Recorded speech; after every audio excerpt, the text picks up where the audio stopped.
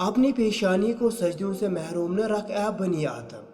بڑی قیمت چکائی ہے اس کی حسین ابن علی نے۔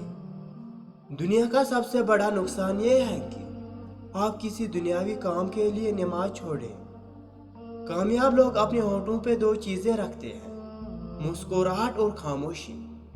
مسکراہٹ مسئلے حل کرنے کے لیے اور خاموشی مسئلوں سے دور رہنے کے لیے۔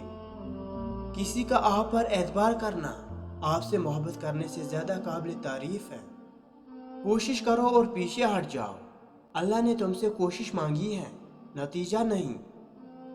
خدا کی جنت چاہتے ہو تو اس کے بندوں کی زندگی جہنم بنانا چھوڑ دو۔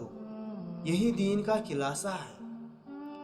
رسول صلی اللہ علیہ وسلم نے فرمایا، جس نے حسن اور حسین سے محبت کی اس نے مجھ سے محبت کی، اور جس نے ان دونوں سے دشمنی کی اس نے مجھ سے دشمنی کی۔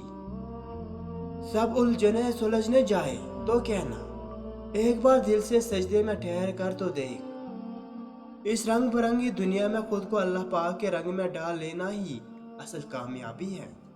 حضرت علی نے فرمایا، بچے کو جب کوئی تکلیف یا بیماری آتی ہے تو اللہ اس بچے کی بیماری کے بدلے بچے کی ماں کی گناہ معاف فرماتا ہے۔ حضرت علی نے فرمایا، جھوٹے کو جھوٹ کی وجہ سے 3 مسائل پیش آتے ہیں۔ اللہ تعالیٰ اس سے ناخوش ہوتا ہے، لوگ اسے ذلیل و خوار سمجھتے ہیں، اللہ تعالیٰ کے فرشتے بھی اس سے ناخوش ہوتے ہیں۔ میں نے اپنی اوقات کو بہت غور سے دیکھا تو پتہ چلا کہ چند سانسیں ہیں اور وہ بھی اللہ رب العزت کی محتاج ہے۔ 4 چیزیں خوش نصیبی میں سے ہیں، نیک بیوی، وسیع رہائش، اچھا پڑوسی اور عمدہ سواری۔